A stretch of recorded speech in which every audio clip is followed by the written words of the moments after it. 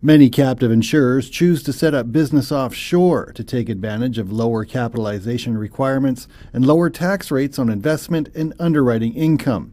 In other words, to save money. But the phrase offshore business has a dark side, complete with the connotations of money laundering and fraud.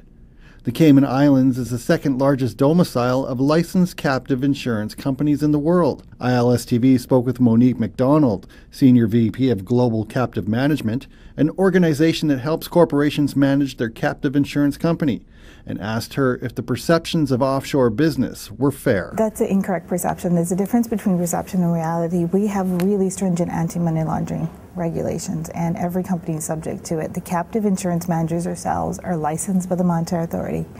We're subject to inspection by them periodically.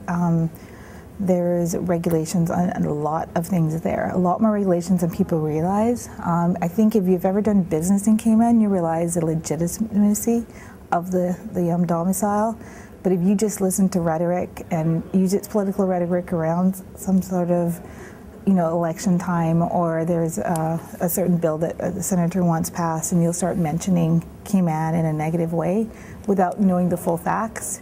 For instance, people talk about tax evasion. Well, we have 22 tax information exchange agreements. The first one was signed with the U.S. in 2000.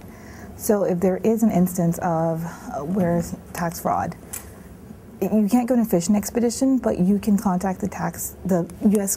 government can contact our Tax Information Exchange Authority, and they can then request the information from the entity in question.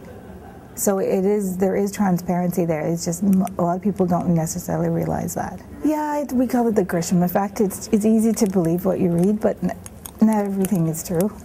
It sells good books and movies, but that's not the reality.